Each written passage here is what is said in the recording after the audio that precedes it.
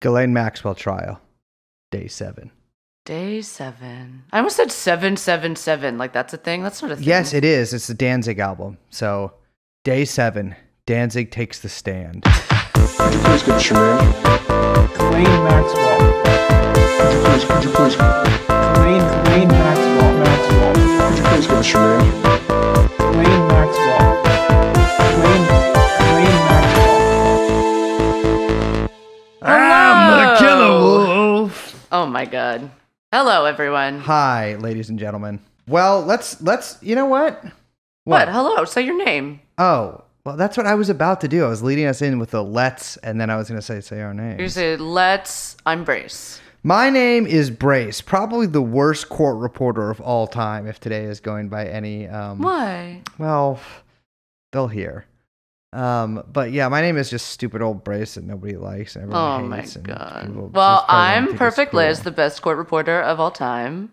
We have with us young Chomsky, who, depending on what side he's in. Young Chomsky, give me a thumbs up if you support Brace. Okay, no thumbs up. So we have young Chomsky he's giving me a middle thumb. Overruled. Overruled, exactly. Sustained. And we are TrueAnon, and we are covering the Ghislaine Maxwell ultra trial here in New York, which I thought was such a great city that I've always said such nice things about until today it bit me in the ass. Oh my god. Wait, that's opposite. No, what? You used to always say terrible things about New York. So today you were proven right. Yes. But we're not going to get to that until a little later. Mm-hmm. I have a little courtroom news that I'd like to report. That's the news sound, right? Yeah, yeah. Okay. Ticker tape. Number 1. There is no court. Court is not in session on the 13th, 14th, and 15th because Judge Allison Nathan says that she has prior commitments, which I'm like... She's drying out. Oh my god. I think it has to do with, because she's like up for a big promotion. Yeah, that makes sense. Yeah. Yeah, you can really tell she's like ready to get done with this trial. But that also means that all you little gumshoes out there are not getting podcasts on the 13th, 14th, and 15th. And I don't want to hear a peep from you. No, we've already got... You know how many DMs I got last night at like 9? Because we're doing it. We got a new recording thing. So, by the way, please, let's hope this works. God. This is my first... Yeah, this is... Bloodthirsty monsters. I was like, people were DMing me at like 8:30 being like, where's the episode? Where's the episode? What? Give me a... It's coming. And if it doesn't come, call the police. Or see if they fucking come. How about this? Chill out. Yes. But do something else. We will not be doing episodes that day. Those days. And so I don't want to hear it from any of you. That isn't to say I won't be, and Liz won't be. You know what I say? Make your own episode. Yeah. Yeah. But don't send it to me because I'm not going to listen. Yes. But no, I got some heavy research to do on some people the defense are bringing to the fore. So don't worry. We'll be hard at work. I will say very important courtroom news that the day started off with, Liz. What? Well, like we've told you all, prior to the jury coming in and like the gavel getting gavelled, there's always a little bit of conflagration between. There's a conflagration of the prosecution, the defense, and the judge all kind of like talk about some of the issues facing the day. People try to get things disqualified. The politics, the news, how Biden's doing. Yeah, exactly. Gas Omicron. prices. Yes, yeah. And today there was a bit of a incredible spat because as you might recall, minor victim number 1, I forgot about Jane. This. It appears that her brother was due to take the stand, but yes, she had in fact Brian. Yes, but she had in fact called her brother, which is a no-no, and talked to him about how it went for her, and she had called Ghislaine Maxwell's attorney Laura Menninger a C word that rhymes with front. And this is verbatim. I thought they said flunt. Liz says front. They said front. Yeah. Because I wrote down front gate. What's classic. Yeah. And that came up. They had to spell out a few times the fact that Jane called Laura Menninger a real cunt. Yeah. Which is incredible. It's really funny. Here's the thing, though. And Menninger, by the way, there. Loose lips sink ships. And Jane should not have called her brother because her brother was due to testify. And here's the whole thing. It's, Alice and Nathan had to rule on whether or not that was an actual violation of basically court order, because you can't discuss what you were asked, what you testified about, what they could potentially ask Brian. And it's unclear, because no one's privy to those conversations, what the actual convo was. Yes. And so I will say that Laura Menninger, it is Laura, right? Mm-hmm. I guess I shouldn't call her Laura. That Miss Menninger really played up the blushing Victorian aspects of the whole thing. I do declare, I can't believe that she would, and Alice and Nathan really wasn't having it. She was like, okay, we get it. You got to admit, you kind of are. Well, no, it's more like, okay, you're not actually offended. I mean, you are, but you're not really. And this isn't the big deal. The big deal is whether or not actually like substance of what is going to be discussed was discussed. Now, then it was like a whole thing. They didn't actually get to a ruling on whether or not Brian would testify until the end of the day. And the prosecution basically said, you know what? We don't actually need him. Yeah. So Brian shall not be testifying. He will not be. Hopefully it wasn't too big of a trip to New York City. But yeah, the brother is not backing her up. Some other big news, which you were not here for. But this is pretty nuts. Now, we have been discussing whether this trial, how long it's going to go for. Yeah. And we really have no idea. Also because, in case no one's noticed, this is the first trial we've ever covered. Mm-hmm. Well, I mean, I've covered the Smollett stuff pretty closely, but I guess not for just for my personal records. The prosecution let the court know that they plan on resting their case on Thursday. Now, pretty much everyone in the room was like, wait, what?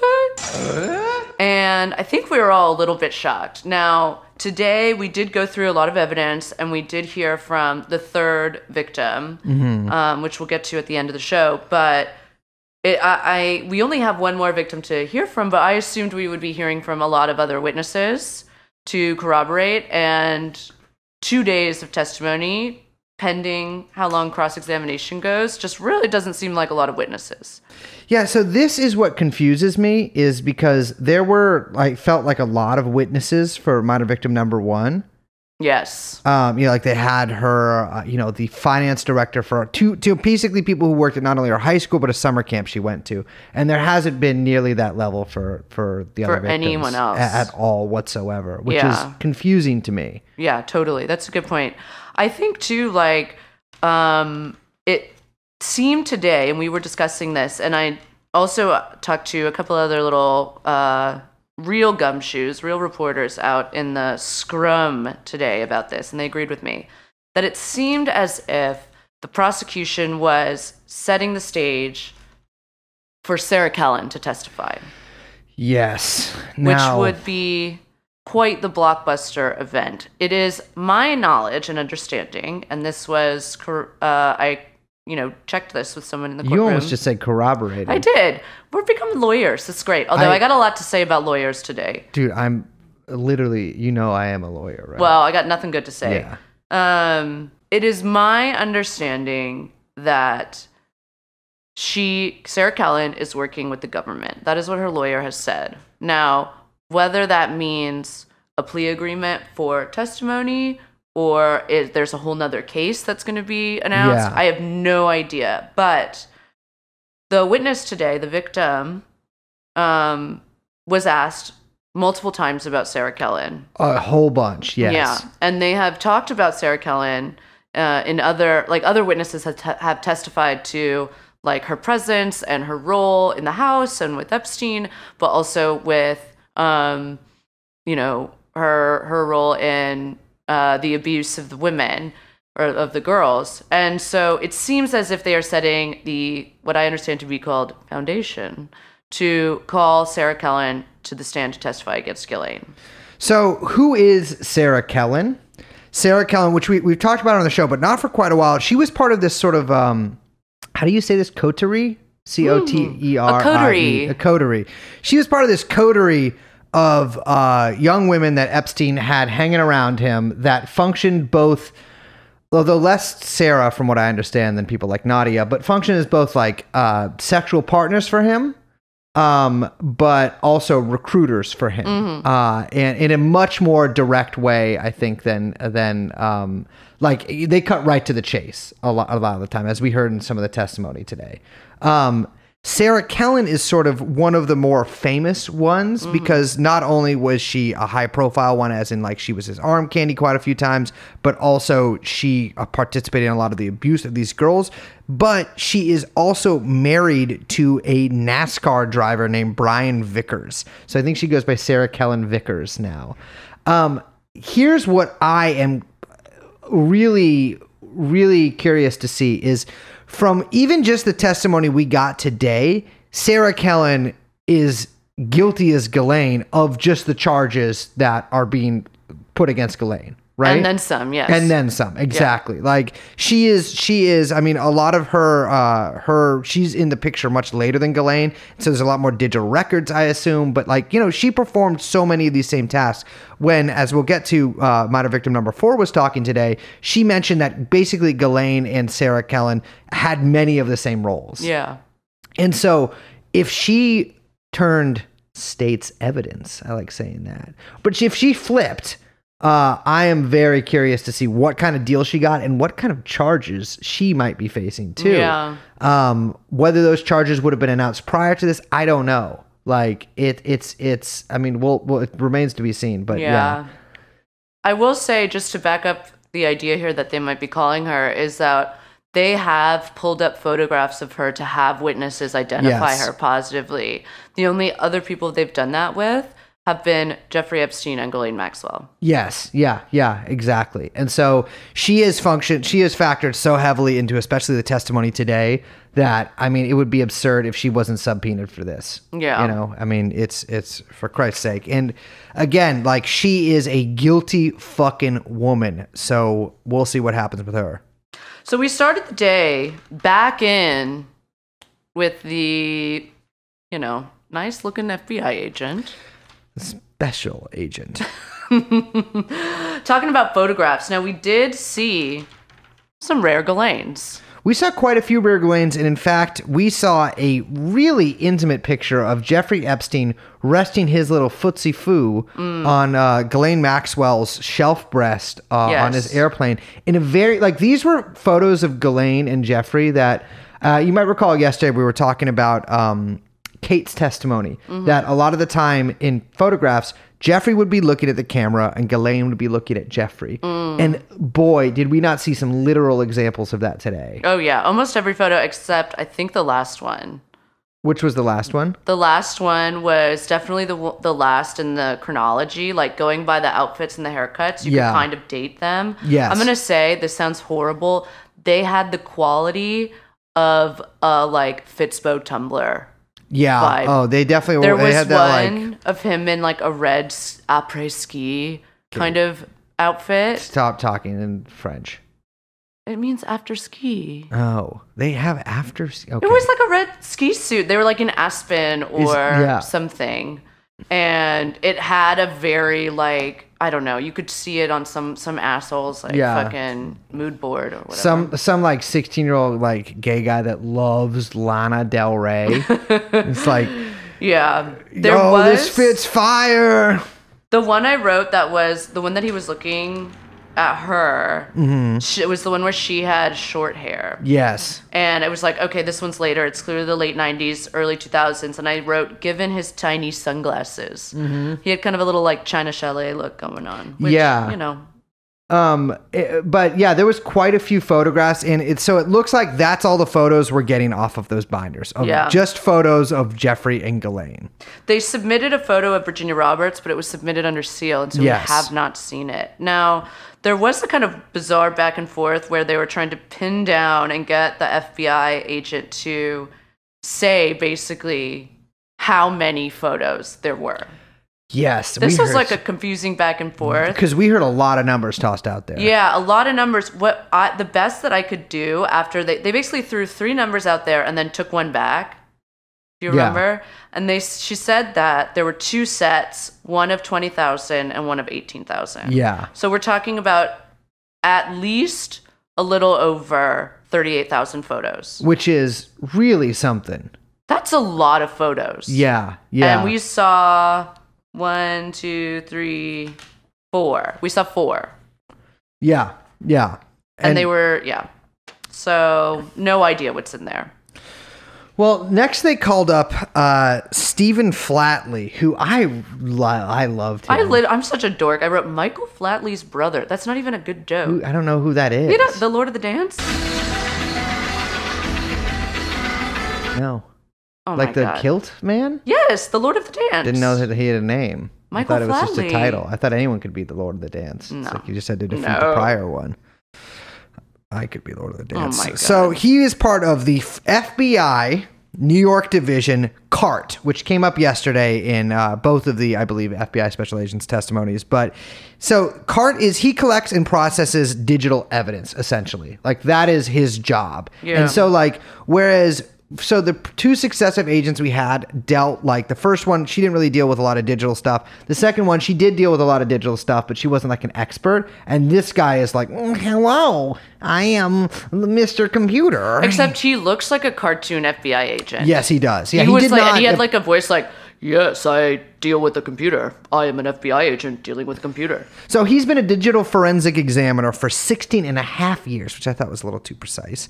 Before that, he was a computer consultant and programmer. So this guy is nerd through and through. And boy, did they use his expertise, because we're talking metadata, data, all that kind of stuff. Well, And before we got to that, they literally had to, because as we learned, we have to pretend that the jury is brand new baby, doesn't know anything about literally the world. the turnip truck pulls up to the courthouse day one of the trial, and these people fall off. Oh my God. The prosecution was, what is a computer? Yeah. What is an image? And I was like, come on, man. Yeah, the guy defined Let the computer Lord for of the us. Dance keep it moving. So I actually wrote in my notebook here is, what is a computer? And saying, I'm leaving to eat a kind bar. So we start talking about emails, and we start talking about documents. And there is a lot of, basically these emails and documents were taken from a Windows computer that Ghislaine Maxwell owned. Yeah. So Ghislaine, by the way, I want to say, a PC girl, which, as I've always maintained, is the pedophile computer. That's not. I mean, it's in here in the court records, so I don't know. It's in here in this room. The legal thing. I don't know. That's crazy, because actually, I'm reading the statistic here that says 9 out of 10 pedophiles actually used the MacBook. I don't know. That's to not look in at that. in this case. I don't Actually, know. it was designed. It's It was designed for 100% that. of the is what pedophiles that's in this so case crazy. You must be reading Wikipedia, have but a I'm PC. reading. It's my notes, actually. It's your notes that are subjective, because that wouldn't actually hold up in the court. records. No, it's fine. well, no, because I'm actually looking at FBI.truth, and it says what I'm saying. But anyways, so first of all, we start seeing some emails from Ghislaine that are, well, they make Ghislaine seem a bit high-strung, frankly. And this seems to be backing up a lot of Juan Alessi's testimony here, because they're emails to, I believe, Sally Markham, sort of house manager that worked for her. And I struggled to write down, they were the long emails, and they were full of complaining. And so I struggled to actually get all of it down. But the first one was like a 6-point thing that was like complaining about how, I believe, Juan Alessi's job, like he was doing a poor job. This was, I think, around 2001. That's like, there was no drinking water in the black Merc, which I believe means Mercedes. No pens in the black Mercedes. The bulb on Jeffrey's desk was burnt out. The pool deck was filthy. Had to pressure wash it. And then thought John said he could change color card in the computer. Not done. Which I was like, I don't know what that means. Are there color cards in computers? Young Chomsky, are there color cards in computers? I don't know. He uses a Mac, so he might. They're okay. Cool. So it's just, all right. Well, unfortunately, pedophiles use color cards too. So as we see here.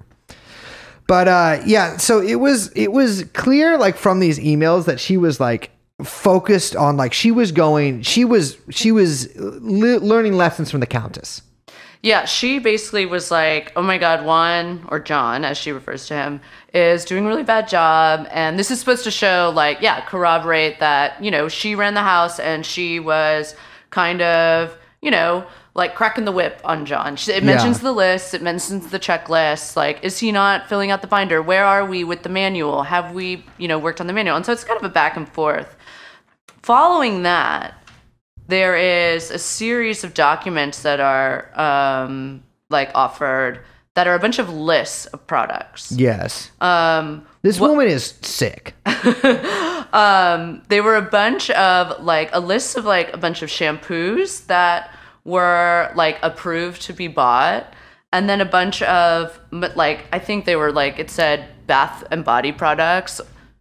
There's a bunch of massage oils, different new brands shampoos, that are listed. New shampoos. Yeah, new shampoos. My understanding, this is my guess, is that this is the list of like you take this, you go to the store because it's like Nexus, Clairol, Revlon, Sassoon. Like these are all brands you can get at the. Interesting the notes you took down. Yeah. Oh, I got more. I also did that are at supermarkets, and she does mention that like it's okay to go to Publix and what was the other one? It was like Savers or something like that. No Piggly Wiggly, I noticed. Well, yeah, I don't know rich if this people that might just be a Tennessee thing. love a deal. I love a Piggly How Wiggly. they say rich. But my understanding is it's like okay, if you go to the store, these are the ones that you can pick from. Yeah. I want to just say, because I was very proud of myself about this. Oh, of course. Now, on the list of skin products, it's kind of like continuing this very 90s, you know, top shelfie that Ghislaine was doing. So you got Kiehl's, you got Lancome, you got Clarins, Laura Mercier, like all the kind of hits from 1998 to 2003. Estee, of course. Then, what do we see? What? Sicily Paris. Now, what did I say? I saw it. I knew I saw it. Yes, Sicily You can't hide Paris. a skin product from me. I knew the brand. Is that a fancy one? Oh, it's like insanely fancy. Oh. Oh, yeah. They have like, there's this one mask that's very popular by them. I think it's like $85. Whoa. Yeah. Because I've always thought of Sicily as being Italian and Corsica as being Paris, like French. No, Sicily, Sicily, Paris. Well, there was also a big, clearly like Word document ad that she made that was help wanted. Are you a massage therapist? Work in Palm Beach home. And then huge letters, excellent pay, mostly weekends, and 351-1000, no area code given, and then leave message. So finally there was a document that I tried to write down in its entirety as much as I could. I'm sure it'll be released on the internet, tonight or tomorrow. But this appears to, I mean, let's be clear. This was on Ghislaine's computer in a Word, in Word that was owned by Ghislaine. I'm not entirely sure it was written by Ghislaine. Yes. But I will bring in the defense's objections to this when you're done. Oh, yeah. J&G, or Jeffrey and Ghislaine, have been together a couple for the last 11 years. They are, contrary to what many people think, rarely apart. I almost always see them together. And it goes on for quite a while. I got some more choice lines. Ghislaine is really is highly intelligent and great company, with a ready smile and infectious laugh. Jeffrey and Ghislaine share many mutual interests, and they have a lot of fun together. Jeffrey and Ghislaine complement each other really well, and I cannot imagine one without the other. In addition to being great lovers, they are also the best of friends. Insane. Ugh, great lovers. Great lovers. Now, we were talking after this was offered at the little break, and we were saying, oh my gosh, do you remember right when Epstein was arrested, before everything got scrubbed from the internet, there was still a bunch of those websites up. Yeah. And there was like the bios of Epstein, and it was all about the conferences that he was holding on Little St. James with Steven Pinker and all those fucking assholes and whatever. And, the way that it spoke, there was all these bios, and the way that it spoke about Jeffrey was in that kind of like, undergraduate, like writing a press release Undergraduate? style. Baby, this reads like a fucking high schooler talking about their friends. Webster's dictionary says that Exactly. Jeffrey and Ghislaine are the best of, yeah, totally.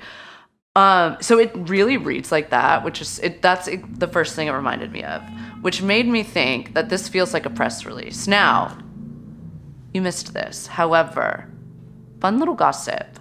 Vicky Ward was prancing about the halls. She looks like a damn crackhead. I really think her boots are Jeffrey Campbell, by the way, which is very interesting. Why are you saying "by the way" after that to me? I would understand that in the slightest. Look, who's Jeffrey Campbell? There are people out there who know exactly what I'm talking You about. have to stop talking to them, though. What does that I like mean? talking to them. Okay, so she's wearing Jeffrey Campbell. I think so, yeah. Mm-hmm. Anyway. She's got the gait of a methamphetamine very, very smoker. thin legs, but not in a good way.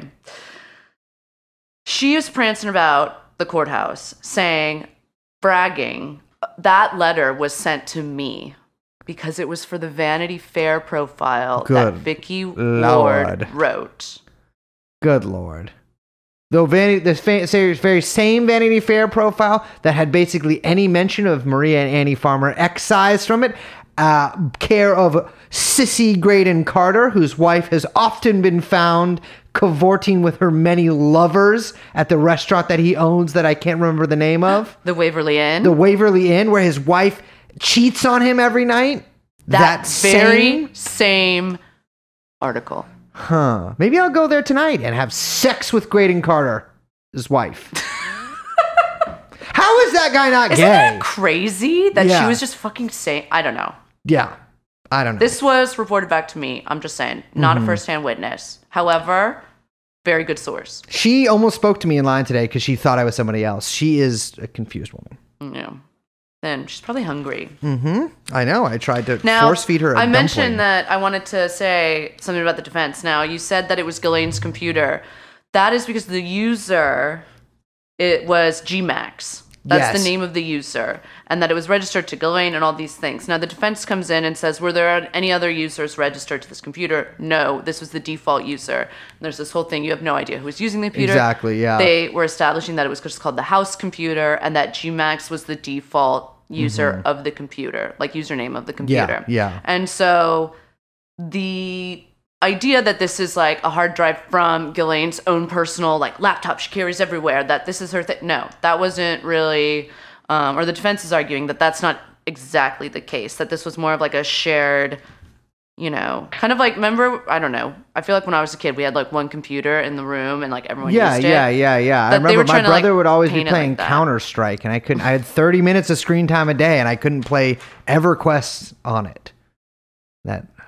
Some sore memories from that. Terrorists win. But there was also, they mentioned evidence tape on the box of hard drives that we talked about yesterday, which had some indication that they had been seized in July of 2007. Now, we do not know. Like, I talked to Julie Brown, who had originally reported, Perversion of Justice, that giant Epstein series that really like kind of kickstarted a lot of the reinvestigation into him. And the book as well, but I haven't read the book.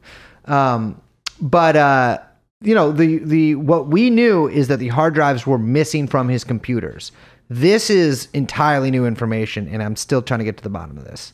Yeah, she tweeted about that and she's very confused and really wants some answers about where the hell this stuff came from, who gave it back to him, and if the FBI ever had it. Yes. Or the Palm Beach Police. Yeah. Or the FBI. Either one. Oh, speaking of FBI, too, is if your hunch was that an FBI agent should have stayed with the evidence that they did not have the warrant to search. That's what I said this morning. Yeah, exactly. You and I both talked to people about that, and I talked to other people after we had that conversation this morning.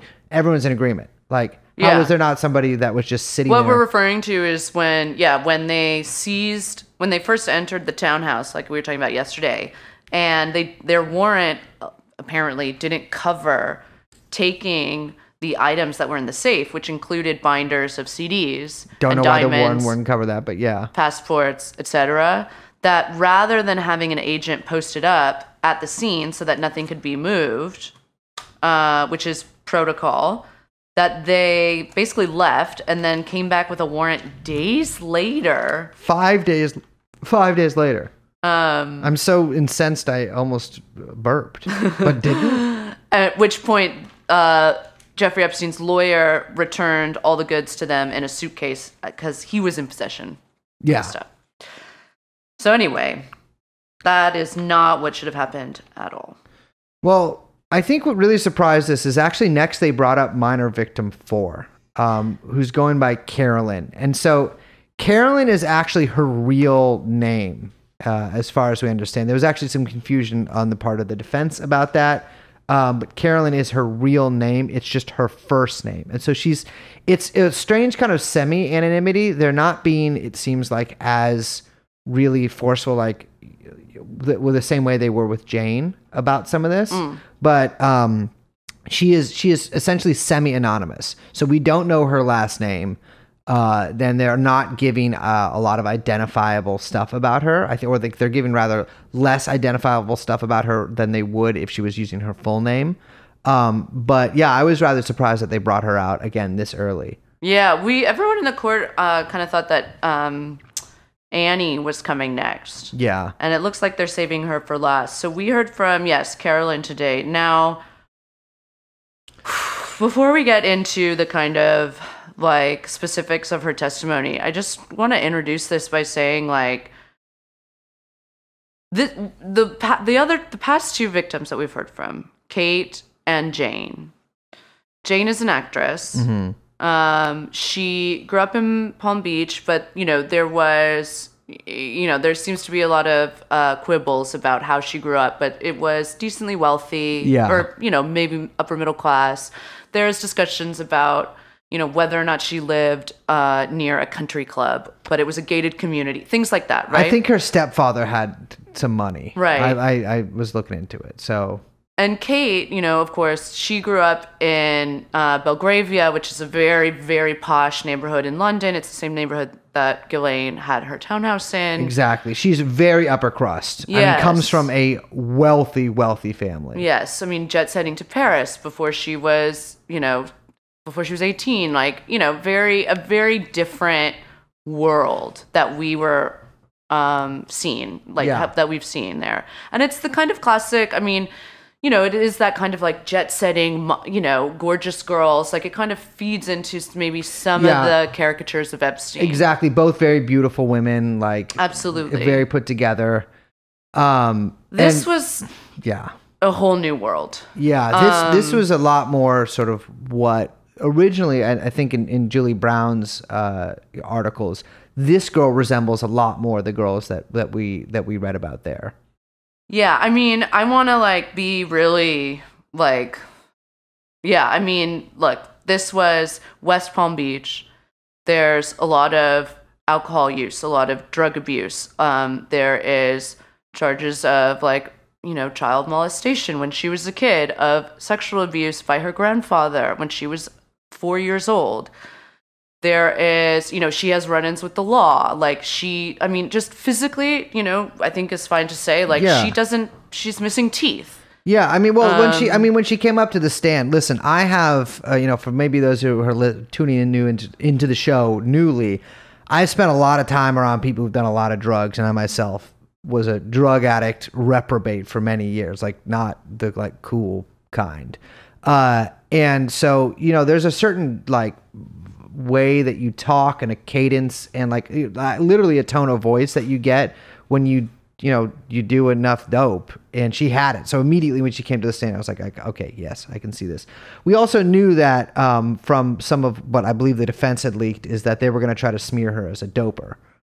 And so, she gets up there and she starts talking about, this is immediately very different than what we've heard. She says the last grade she finished was 7th grade. She is a middle school dropout, which is you hear about high school dropouts, hearing that someone dropped out of dropped out at 7th grade, and basically was introduced to Epstein when she was 14 years old. Yeah, that's what, and that's, they ask her, she's upfront about her drug abuse or her past drug abuse. Immediately, they ask her that in the first few questions. It says, have you used drugs? Have you been addicted? And she says, addicted to pain pills and cocaine. I want to really quick, when she says pain pills, I think it's very clear that what she's talking about is Oxycontin. Oh, yeah. And I think that there's an important aspect here where like I said before, we're talking about models and actresses, and this isn't to diminish their stories like at all whatsoever. Yeah. But that an important aspect of this, I mean, the opioid epidemic, which we've done episodes about on this podcast, is a very big, vast story. Yeah. In like the last, 10, 15 years. And so for it to enter this story makes a lot of sense. Yeah. In a really horrible, I mean, we're in Florida, right? Yeah. This is in the belly of the beast. And these two stories kind of intersecting, I guess, is a lot to take in. Yeah, I mean, listen, this lady's only like she's older than me, right? But like I got into these same exact drugs. You know what I mean? I knew people who fucking, mostly guys that did this, but like got with older guys for money to buy dope, And it's like, this is the kind of person that I've spent a lot more time around than anybody like Jane or Kate. Again, not to diminish them or anything, but like, this was like... No, we've both spoken about how powerful their testimony was. Yeah. To me, I mean, Carolyn's testimony really, really affected me, for a variety of reasons, but she talks about how, they asked her, like, when you were between 14 and 16, how did you make money? She said, I went to Jeffrey Epstein's house. And I really noticed how, when she was talking, the way that, especially Kate talked about Ghislaine as her, like, this glamorous person she sort of looked up to in a way. I wanted to be her. I wanted her to like me. There was this...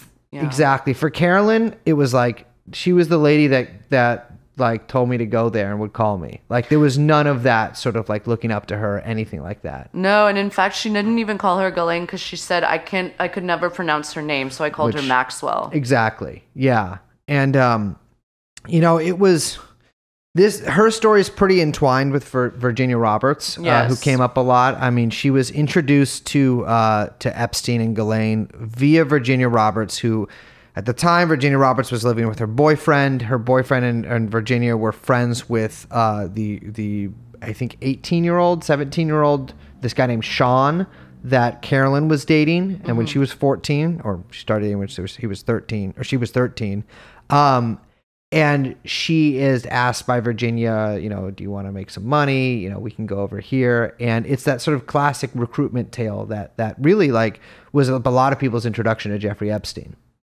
And essentially, like this is the story that I think if people know about the Epstein stuff, this is the story that they know. A poor girl from Palm Beach, whose mother is basically an alcoholic and absent from her life, is taken by another young girl over to Jeffrey Epstein's house, where at first, the first massage she gives him, Jeffrey has sex with Jeffrey Epstein in front of her. She doesn't touch him. The next time she goes over to the house alone, and then she says probably hundreds or 100 times she goes over there over the next few years, and she's paid money to have sexual contact with Jeffrey Epstein. She's pretty clear that she only it was mostly him touching himself. She was pretty clear on that, where he tried to do other stuff sometimes, but she was able to dodge it, although he did involve her with group sex with older women, and including Nadia Marchenko. And it was pretty, like, it was really, to me, this testimony, because it came from somebody who spoke kind of like how most people speak, I think, rather than like somebody who was really highly educated. I think it was really so compelling because it was so black and white, right? Like, this is what happened. He did this. It was, they paid me $300 every time. I went back there. I spent the money on drugs. Yeah. Yeah, I think, it's interesting. I think that sometimes when... I don't know, just talking to some other people in the room about it and trying to gauge like their responses. I think sometimes people get caught up maybe a little too much because I keep trying to put trying to put myself in the mind of the jury. Right? Yeah, absolutely. Yeah. And sometimes like people get caught up too much in the games and the legal games, and they think, oh, that was a clever point, or oh, that was a thing. Like there's some sort of like, I don't know, they're watching like a football match or something. You know what I mean? Yeah. And it's like, I don't know if any of that really, like, for just like normal people watching a normal, like, just, Yeah. it was really sympathetic and really, really, every girl has been really effective, I believe. Well, so I think with this especially, this was really, I think her testimony was really effective and affecting too, is because I think because of the prevalence of dope and opiates and and meth too, Yeah. I think that a lot of people know somebody who has either been in a situation like this where they have this sort of absent mother who's like all fucked up and like the kid kind of runs wild and gets in a lot of trouble, or they've known somebody who themselves has been like a drug addict and had to either do some things that were very, degrading to themselves to get money or whatever. Like, I mean, that's the thing is like, I've known so many people like this, and I've met, especially like, since I've been, when I worked in the fucking nut house and rehabs and stuff, met so many people like this too. Like, it's, I was a bad kid when I was 14, like when I was a runaway and stuff. And that's when a guy, tried to do that, my own personal story with that. And like, that's why I was like, this lady is like, I don't know. It seemed like someone you would know. And so, I mean, I thought, and she was upfront about it too. They asked her, like, she had a fucking kid when she was 16. And eventually Jeffrey Epstein stopped being interested in her when she was around 18, or he was definitely, by the time she was 18, uninterested, and was like, do you have any younger friends? Friends? Yeah, that was very, she said, they asked her like why she stopped, and she said, it became clear I was too old for him. And they asked her why she went back, and she was like, I needed money for the kid. Yeah. And it's like, I mean, Jesus fucking Christ. And it's, especially knowing Epstein's views on drug addicts too, like, you can imagine the contempt that he held her in. And Ghislaine too. Just that, they thought this girl was trash. And they just fucking threw her away. Yeah. At this point, this is when the prosecution brings up Sarah Carolyn. And this was this is why I think that they might call her, is that they asked Carolyn if she was ever photographed. And she said, yes, Sarah Carolyn photographed me at Jeffrey Epstein's house. She called me and asked me if she could photograph me. She would give me $500 to $600 to take nude photographs of me. And she agreed for the money. Now, this is the first time that we're hearing about the production of child pornography. Yes, yeah. It has been teased because, again, we don't know what the jury has seen in the sealed photographs. Yes, correct. That were seized from Epstein's Palm Beach estate. Mm-hmm. And I believe the New York one, but primarily focusing on the photographs found in Palm Beach.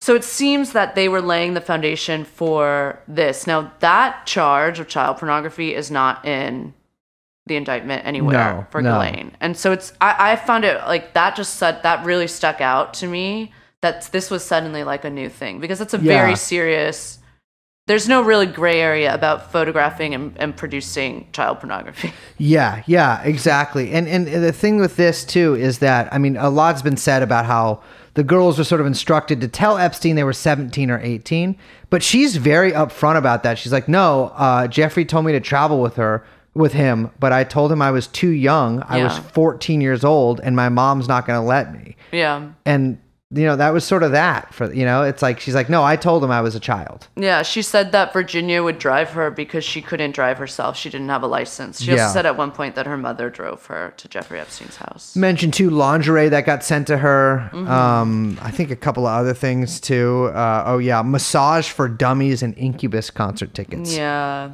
She also, very tearfully, it was a tough testimony. She kind of broke down a couple times, particularly on cross-examination, which we'll get to. But she did kind of tearfully say, and very regretfully, that she introduced and brought friends to Jeffrey Epstein. Yeah. 2 to 3 different friends. She mentions 3. They're all about 15, 16 that she introduces to Jeffrey. And she said she did it because she got paid more. She would be paid $600 while her friend was paid $300. Yeah. I do think that, again, like the money aspect really was not, that was not the emphasis. Even with Jane, she was given money, but it was more of a like gift. It felt like, as opposed to a transaction. Yeah. this was presented as like, no, I needed money, and Jeffrey gave me money. Yes. And Ghislaine gave me money, whatever. And you could tell, like, that's why she went over there, right? Like, she Yes. wasn't like, these people are so cool and, like, sophisticated. She's like, I need $300 because I don't Right. have any money. Yes. And they knew that, too. They asked her if she'd ever been arrested as well. And she mentioned that she had been arrested in 2011 for cocaine possession. And she said, which I found very charming. Also, I know I understand this too. She said she handed the officer the drugs, and I think during a traffic stop, and they asked her why she did that. And she says, because I was stupid, and kind of laughed. And like, listen, I've been arrested for felony meth possession, and it's a scary thing. And she got arrested a couple of years after that too for trying to sell stolen property, which turned out to be an Xbox. Yeah, she pawned an Xbox that she was told was by her baby daddy. Was told that was not stolen, and she had 2 felony charges from that. She spent 52 days in jail and then went straight into a drug treatment facility. Yeah, and they asked her to list what drugs she's on now. From memory, I think she said methadone, doxepin, Xanax, and Vyvanse. Did I get those right? Yeah. I got those right because I have been prescribed several of those drugs, and not methadone, but I have taken methadone many times. For those who don't know, methadone is something that they give you, kind of like Suboxone, to it's basically to keep you off of dope. But doxepin I was actually prescribed for sleep, but I guess it's a bipolar or schizophrenic medication. She said she's on it for that. And that became clear that they're going to try to use that to I as you know, I missed the cross, but to say that those affect her memory. She did say that she has schizophrenia and hears voices that tell her that her children are going to be taken, which is really heartbreaking to hear. But overall, even when she was talking about that, she's like, no, I know their voices. Like, my children aren't going to be taken. They're safe with me. But yeah, it was really heartbreaking to hear. So around this time, I had to go back to where I'm staying to get something.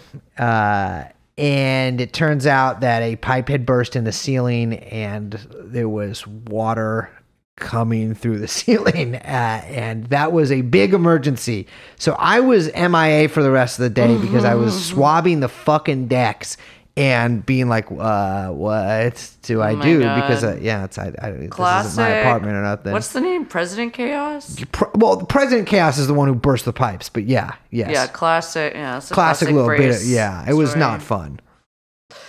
But I was there, dear listeners, scribbling away. And our favorite lawyer, Pagliacci, got up there to cross-examine. Now, this cross-examination, when did you leave, Reyes? 12:45. Okay, it didn't end until 5 minutes to 5. Yeah.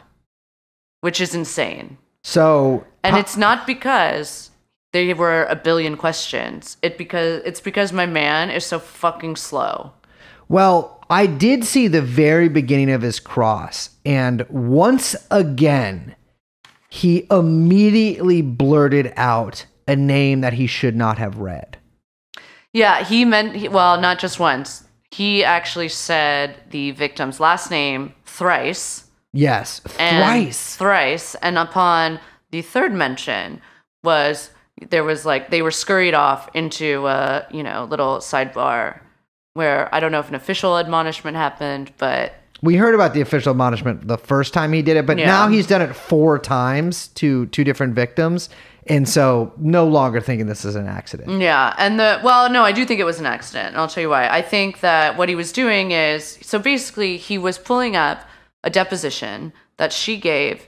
She's filed 2 civil suits. So it was a deposition in conjunction with a civil suit that she filed against Epstein and Sarah Kellen. So he was reading from that testimony, which was not appropriately, her name wasn't appropriately redacted. Yes. So he mentioned her last name. The thing is that at this point, he's just going through all of these statements to say okay, you said this and these dates don't match up with what you said today. And it's blah, blah, blah, blah, blah, blah, blah, blah, blah. And, there's a lot. There are a lot. And there are a lot of the testimony that she gave in the deposition did not match the testimony that she gave today in terms of dates, ages, certain details. This is something that we've seen before. And if anyone has ever followed any case having to do with sexual abuse where there's like a huge gap in years, like this, you always see this, okay? At certain point though, and this is the thing that started to really bother me, because again, we don't need to go through the details of the back and forth or everything. Yeah. It's just like hammering it home.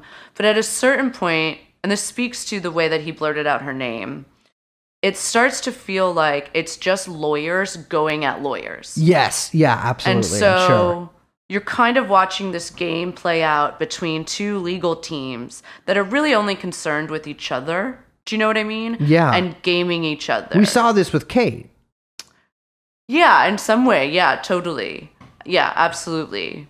And it's like you've got this girl sitting here who is like a fucking drug addict who was like abused as a child, like from 4 years old. Yeah.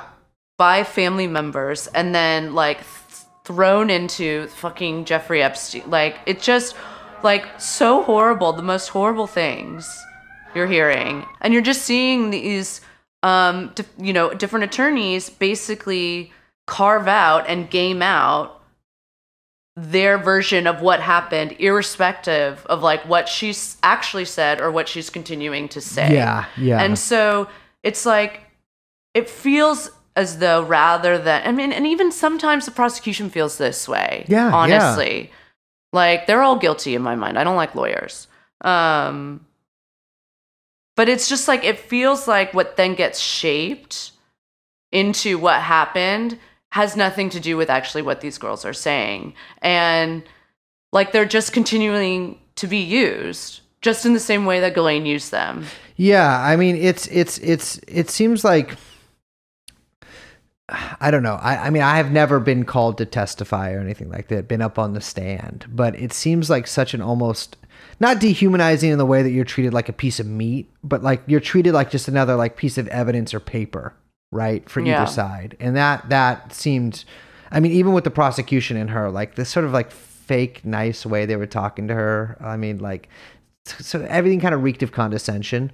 But yeah, I mean, I can only imagine how this afternoon went with that. Yeah, because it's also like, the deposition that she's reading from was written, I mean, not the deposition, but the claim that she made in her suit was, shaped by her lawyers at the time in order for her to get the best version of what she could get exactly out of Epstein and Kellen, right? And so it is inevitably shaped into a narrative that and so certain things are omitted, certain things are focused on, whatever, right? And the same thing happens in every case.